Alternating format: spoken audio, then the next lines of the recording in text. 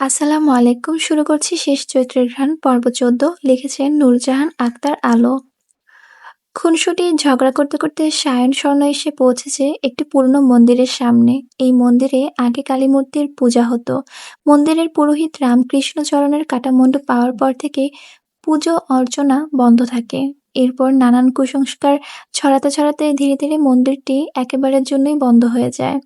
কালীমূর্তি সরিয়ে অন্যত্রে স্থানান্তর করা হয়। দিনে দিনে মন্দিরের পলেস্তারা খসে অযত্ন অবহেলায় মন্দিরটি সৌন্দর্য হারায়, কদর হারায়। বর্তমানে দিনেও নাকি এখন আসার সাহস করে না কেউ। এলে নাকি গা মাথা ভার হয়ে আসে, ভয়ে শরীর শিউরে ওঠে। তবে নিস্তব্ধ এরিয়া দেখে মাঝে মধ্যে জুয়াখোরদের আনাগোনা দেখা যায়। দিনের বেলায় মন্দির থেকে দূরত্বেও দল বেঁধে জুয়ার আসর বসায়, তারপর সন্ধ্যার আগে আগে ফিরে যায়। এমনই এক জায়গায় স্বর্ণ আর সায়ন এসে দাঁড়িয়ে আছে। মশার কামড়ে হাত পা জ্বলতে শুরু করেছে। সায়ন এতক্ষণ শান্তশিষ্ট থাকলো, এবার তার মুখ দিয়ে গালির ফোয়ারা ছুটতে শুরু করলো। এক পর্যায়ে রাগে গজগজ করে পকেট থেকে ফোনটা বের করে কাউকে কল করে বলল, ওই আমার শাওয়ার বাল, মশকরা মারাও আমার লাগে? আমি কি তোমার শালা লাগি? 5 মিনিটের মধ্যে আসবি, নয়তো আজ তোকে এমন ঠাপ দেবো বাপ টাকার সময় পাবি না শালার বেড়া। সরি, এটা বলতে পারলাম না। ফোনের ওপাশে থাকা মানুষটা কি বলল শোনা গেল না। শোনার ধৈর্যও নেই সায়নের। সে নিজের কথাটা শেষ করে কল কেটে হাত পা ঝাড়ছে। এক দফা মশাকেও গালি ছুড়ল সে। তাকে গালি দিতে দেখে স্বর্ণ বিরক্ত মুখে এদিক ওদিক তাকাচ্ছে। এই মানুষটা বাড়ি থাকাকালীন এরকম একরকম, বাড়ির বাইরে অন্যরকম। কদিন বলেছে গালি না দিতে, কিন্তু শুনল তো। তাকে এভাবে তাকাতে দেখে সায়নে আরেকটু কাজ ঘেঁষে দাঁড়িয়ে বলল, ভয় লাগছে জান? তোমার মতো ভূতের সঙ্গে থাকতে ভয় কিসের? তা ঠিক, তা ঠিক। কিছু খাবি? খিদে পেয়েছে? যদি বলি হ্যাঁ, এই জঙ্গলের মধ্যে কিছু এনে দিতে পারবে? পকেটে কাঁচা ছোলা আছে, খাবি? না। তাহলে আমারে খা। স্বর্ণ মুখে বিরক্তির শব্দ করে প্রসঙ্গ পাল্টাতে বলল, সভ্য গালি দিতে খুব কষ্ট হয় তোমার? গালি ভদ্র সভ্য হয় নাকি? মাথার চাঁদি গরম না হলে সেটা গালি বলে গণ্য করা হয় না জান। চিন্তা করিস না, তোকেও শিখিয়ে দেব। একদিন দেখবি তুই আমার থেকেও বড় মাপের গালি মাস্টার হয়ে যাবি। তোমার গালি রেকর্ড করে বড় মাকে শোনাবো ভাবছি। এভাবে কট খাওয়াস না জান পাখি, আমার মা সহ্য করতে পারবে না। এ কথা শুনে স্বর্ণ ঠোঁট কামড়ে ধরে নিঃশব্দে হাসলো। তাকে হাসতে দেখে সায়ন শক্ত থাবায় দুই গালে চাপ চেপে ধরে ঠোঁটে শব্দ করে চুমু খেলো। এরপর দু গালে স্বর্ণ তাকে ধাক্কা দিয়ে সরিয়ে গাল ঠোঁট মুছে কিছু বলার আগে সেখানে গাড়ি আসার শব্দ পেল। সায়ন স্বর্ণের হাত টেনে আড়ালে সরে উকি মেরে ঠোঁটের কোণে তাচ্ছিলের হাসি আটল। তার ধারণা ঠিক, সিদ্দিকের চেলা কনক এসেছে। ইনসানের সঙ্গে কি ঘটবে সেটার প্রমাণ হাতাতে সশরীরে উপস্থিত হয়েছে। প্রমাণ টমাণ কিছু পেলে সিদ্দিককে দেখিয়ে তাকে দল থেকে বাদ দেওয়ার চমৎকার ফন্দি।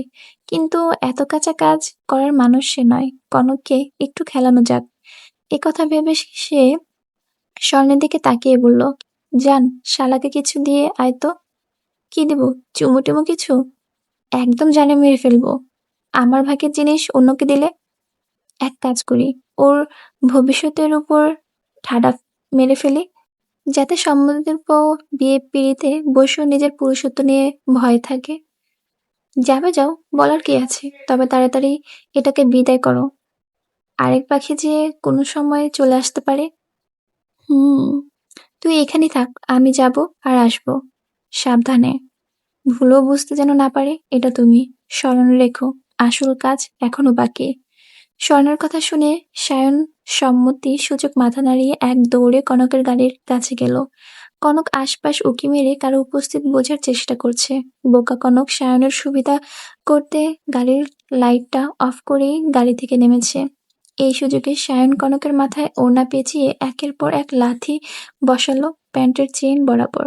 আচমকা আক্রমণে কনক কিছু বুঝে উঠতে পারল না, আর না নিজেকে সেভ করতে সুযোগ পেল। একের পর এক লাথিতে প্রচণ্ড ব্যথায় গঙ্গাতে আরেকটা গাড়ির শব্দে সায়ন ছুটে পালালো। ওটা সায়নের গাড়ি ভেবে কনকও দেরি করল না। কোনো মতে মুখ থেকে ওড়না সরিয়ে গাড়িতে বসে গাড়ি স্টার্ট দিল। জান নিয়ে বেঁচে ফিরলে পরেও ব্যথাস্থানে হাত বোলানোর সুখ প্রকাশ করা যাবে। এদিকে সায়ন কনকের ইচ্ছে মতো পিটিয়ে স্বর্ণের কাছে গিয়ে হাতের ইশারায় বোঝালো আসল পাখিও এসে গেছে। ততক্ষণে ওই গাড়িটা এসে থেমেছে তাদের এক থেকে একটু দূরে। জুলিয়া নামের মেয়েটি ড্রাইভিং সিটে বসে ইনসানকে নামিয়ে দিয়ে গাড়ি নিয়ে চলে গেল। মাল খেয়ে টাল হওয়ার ইনসান জানতেও পারল না তার বর্তমান অবস্থান কোথায়। প্ল্যান করে জুলিয়া তাকে কোথায় নামিয়েছে, কেনই বা এখানে নামিয়েছে। এবার তোর কাজ হলো বাবা মাকে আমার জন্য পাত্রী দেখতে বলবি, জোর করে আমাকে যাতে বিয়ে দেয় এটাই বোঝাবি। ওনারা আমাকে জিজ্ঞাসা করলে আমি সবার সামনে না না করব, রাগ দেখাবো, চিৎকার টিৎকার করে পরিস্থিতি ঘোলাটে করে দেব, তবুও তুই কাজ থামাবি না। যেভাবেই হোক সবাইকে রাজি করাবি, মনে থাকবে? যা বললাম পাই টু পাই করবি, যদি না করিস ছবিগুলো তিন চৌধুরী কর্তার ফোনে চলে যাবে। শুদ্ধর কথা ও কাজে শীতল আহাম্মক হয়ে তাকিয়ে আছে। সে আপাতত হতবাক হতবম্ব, জবাবে কিছু বলার মতো শব্দ তার শব্দ ভাণ্ডারেই নেই। সে বিয়ের জন্য পাগল, অথচ এতদিন এমন ভাব করতো যে বিয়ে বিদ্বেষী না। যে করি হোক আগে বাড়ি পৌঁছাতে হবে। এখন কিছু বললে সত্যি যদি জোর করে সিগারেট খাইয়ে দেয়, নতুবা পুকুরে চুবায়। কোনো মতে ঘাড় দেওয়াটার সঙ্গে তাল মেলানো যাক, পরেরটা পরে ভাবা যাবে। মনে এই কথা ভেবে শীতল শুদ্ধকে রাগালো না, বরং তালে তাল মিলিয়ে দাঁত বের করে হাসলো। বোকা বোকা হাসি আর কি, এছাড়া বাঁচার জন্য কোনো উপায়ও নেই। তারপর শুদ্ধ থেকে দৃষ্টি সরিয়ে আকাশের চাঁদের দিকে কিছুক্ষণ তাকিয়ে ভাবলো, শুদ্ধ ভাই হয়তো কাউকে পছন্দ করে, বিয়ে করতে চায়, লজ্জায় বিয়ের কথা কাউকে বলতে পারছে না, তাই হয়তো বোঝানোর দায়িত্ব তাকে দিচ্ছে। কিন্তু বিশুদ্ধ পুরুষের লজ্জা আছে, একথা ভাবতেও তার লজ্জা লাগছে। যে কারণে অকারণে অন্যের লজ্জার পিণ্ডি চটকায় তার আবার লজ্জা। তাছাড়া সায়ন ভাই শুদ্ধ ভাইয়ের বড়, বাড়ির বড় সন্তান হিসেবে সায়ন ভাইয়ের বিয়ে না হলে শুদ্ধ ভাইয়ের পথ ক্লিয়ার না। আবার সায়ন ভাই কোনো কারণে বিয়ে করতে রাজি না, অর্থাৎ অপেক্ষা আর অপেক্ষা। হলেও হতে পারে ভাবি হয়তো শুদ্ধ ভাইকে বিয়ের জন্য চাপ দিচ্ছে, বিয়ে না করলে হাত কেটে ফেলা ফালা করে হুমকি দিচ্ছে। এই জন্য হয়তো বিশুদ্ধ পুরুষ হঠাৎ বিয়ের জন্য এত উতলা হয়ে উঠেছে। তবে ভালোই হবে বাড়িতে একটা বিয়ের আয়োজন হলে। অনেকদিনই হলো বিয়ে বাড়ির রোস্ট রেজালা বোরহানি খাওয়া হয়নি। তবে শুদ্ধ কিংবা সায়ন ভাইয়ের যারই বিয়ে হোক না কেন, ওরা তিন বোন সেম ডিজাইনই লেহেঙ্গা কিনবে, সাজগোজ করবে চোখ ধাঁধানোর মতন করে। মনে মনে এমন কথা ভাবতে ভাবতে তার মন খারাপ দূর হয়ে গেল। ভাবলো শুধুকে বিয়ে দেওয়ার ব্যাপারে বাড়ির সবাইকে খুব করে বোঝানোর চেষ্টা করবে সে। যতই যাই হোক চাচাতো ভাই, ভাই তো। ছোট বোন হিসেবে ভাইয়ের সব কষ্ট দূর করার দায়িত্ব আছে না, সে দায়িত্ব নিষ্ঠার সঙ্গে পালন করবে সে। সত্য ভাইয়ের কষ্ট বুঝে সরলমনা শীতল কিছুক্ষণ আগে ঘটনা মাফ করে দিল। তারপর নরম দুর্ভাগাস টেনে তুলতে তুলতে বলল, ভাবির ছবি দেখি। কোন ভাবি? আপনার বউ আমার ভাবি হচ্ছে না, সেই ভাবির ছবি দেখান। তোর ভাবির ছবি আমার কাছে থাকবে কেন? ও মা, নিজের বউর ছবি নিজের কাছে রাখবেন না? না, রাখবো না। কেন রাখবেন না? আমার ইচ্ছে। ছবি রাখবেন না, তাকে দেখবেনও না, তাহলে তাকে বিয়ের জন্য মরে যাচ্ছেন কেন? বিয়ের জন্য মরে যাচ্ছি, তোকে কখন বললাম? বলতে হবে কেন? আপনার অবস্থান দেখে যে বোঝার বুঝে গেছি। আমার শারীরিক সমস্যা আছে, অথচ আমি জানি না, তুই জানিস? আমি বিয়ের জন্য মরে যাচ্ছি, অথচ আমি মরার ফিল পাচ্ছি না, এটাও তুই নাকি পাচ্ছিস? কাহিনী কি ঝেড়ে কাশ দেখি। তা কাজিন উপন্যাস পড়ে তুইও সেই কাহিনী রচনা করতে চাচ্ছিস নাকি? শুদ্ধর কথা শুনে রাগে দুঃখে শীতলের ইচ্ছে করলো হেলমেটটা দিয়ে মাথা ফাটিয়ে দিতে, মাথা ফাটানোর পর কলার ঝাঁকিয়ে হিসিয়ে বলতে, আপনার মতো ঘাড় অভদ্র অসভ্য পুরুষকে নিয়ে কখনো কোনো কাহিনী রচিত করব না আমি। যদিও করি তাহলে আমি খ্যাপা ষাঁড়ের বউ। এ কথা মনে মনে বলল শুদ্ধ আন্দাজে ঢিল ছুঁড়ে গমগমে সুরে জবাব দিল, কান খুলে শুনে রাখ, বিয়ের অভাবে যদি কঙ্কালাস হয়েও যাই তবুও তোকে বউ বানাবো না। যে মেয়ে আমার কোলে হিসু করে দেয়, আর যাই হোক সেই মেয়েকে আমার বউ বানানোর কথা ভাবতেও পারি না আমি। এক ঘট আর কতদিন দিবেন? মরার আগ পর্যন্ত। তা মরবেন কবে? প্লিজ তাড়াতাড়ি মরে যান, আমি আপনার অত্যাচার থেকে নিস্তার পাই। একা মরতে ভালো লাগছে না, চল দুজনে একসাথে মরি। শীতল অগ্নি দৃষ্টিতে শুদ্ধর দিকে তাকিয়ে আছে। শুধু পারছে না শুদ্ধকে দাঁতের তলায় পিষতে। তাকে এভাবে তাকাতে দেখে শুদ্ধ মাথার নিচে হাত দিয়ে ঘাসের উপর শুয়ে পড়ল। তারপর যৌবন ভর্তি পূর্ণিমার চাঁদের দিকে তাকিয়ে ঠোঁটের কোণে ফিচেল হাসি এঁটে বলল, প্রায় দিনই স্কুল থেকে ফিরে দেখতাম ছোট মা তোকে কোলে নিয়ে ভাত খাচ্ছে, নয়তো অন্য কোনো কাজ করছে। না কারো কোলেও যেতি আর না দুদণ্ড কাউকে শান্তি দিতি। রাত দিন শুধু কান্না করতি। ছোট মায়ের কষ্ট দেখে আমি জোর করে যদি বা একটু কোলে নিতাম, অমনি হিসু করে দিতি। শীতলের আর সহ্য হলো না, সে উঠে হাঁটা ধরলো। ঘুরে ফিরে একই গল্প। ছোট থাকতে সবাই এমন করে। তখন যদি জানতো ওই কাজের জন্য বছরে ৩৬ বার করে খোঁটা শুনতে হবে, তাহলে জীবনও তার কোলে যেত না। জয়েন্ট ফ্যামিলিতে থেকে তারা বড় হয়েছে। বাসায় ছোট বাচ্চা থাকলে সবাই কোলে নিবে, আদর করবে। সেই বাচ্চা কোলে হিসু করবে, এটাই স্বাভাবিক। তার বেলাতেও একই কাহিনী। অথচ এই লোক সুযোগ পেলেই সেই গল্প জুড়ে দেয়, মেজাজ খারাপ করে দেয়। সে এখন বড় হয়েছে, বুঝতে শিখেছে। এসব শুনে তার কি লজ্জা লাগে না? তাও কি একই কথা, একই গল্প। শীতল চলে যাচ্ছে দেখে শুদ্ধ ধীরে সুস্থে উঠল। ঠোঁটে বাঁকা হাসি এঁটে জামা কাপড় ছেড়ে সেও পিছু পিছু গেল। হাঁটতে হাঁটতে যেখানে শুদ্ধর বাইকটা স্ট্যান্ড করা সেখানে এসে শীতল থামলো। একটু পরে শুদ্ধ এসে বাইকে বসে আরেকটা খোঁচা মারলো। কিছু কিছু মানুষ আছে অন্যের কোলে হিসু করে বড় হয়, তারপর তার কর্মের কথা মনে করলে চটপট দেখায়। উপকার পেয়ে উপকারীকে যা ইচ্ছে তাই বলে এরা। আফসোস, দিন দিন মানুষের বিবেক পচে যাচ্ছে। আবারও খোঁচা শুনে শীতল জ্বলে উঠল আপন শক্তিতে। সেও ঝগড়টে গলায় বলে উঠল, গেদাকালে আমি মানুষের কোলে চড়ে হিসু করেছি, আপনি করেননি? না, করিনি। আমি কারো মতন এত বেহায়া না যে যার তার কোলে চড়ে হিসু করে দিব আর ফোকলা দাঁত বের করে হাসবো। কি করলে শিশুর কলঙ্ক থেকে মুক্তি পাবো বলবেন প্লিজ? আপনার এই খোঁচা মার্কা কথা শুনতে শুনতে আমার কানের পোকা বের হয়ে গেছে। পোকা বের হয়ে গেছে মানে?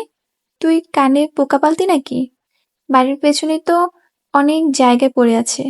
দেখেন শুদ্ধ ভাই, শুধু শুধু কথা পেঁচাবেন না। আপনার পায়ে পড়ি, ছোটবেলার কাহিনী থেকে আমাকে মুক্তি দিন। একথা শুনে শুদ্ধ বাইকে বসা অবস্থায় এক পা এগিয়ে দিয়ে বলল, আগে পা ধর। পা না ধরে পায়ে পড়ি বলে দাঁড়িয়ে থাকা এক প্রকার বেয়াদবি। একটা মানুষের কথার সাথে কাজেরও তো মিল থাকা জরুরি। কি আশ্চর্য, আমি তো কথার কথা বললাম। বললি যখন ধরতে কি সমস্যা? আর কলঙ্ক থেকে মুক্তির একটাই পথ, আমার বিয়ের ব্যবস্থা করা। বিয়ের ১ মাস না পেরোতেই বাপ হব। প্রতি বছর একটা করে ছানাপোনা ফুটাবো, তারপর ছানাদের হিসু করাবো তোর কোলে।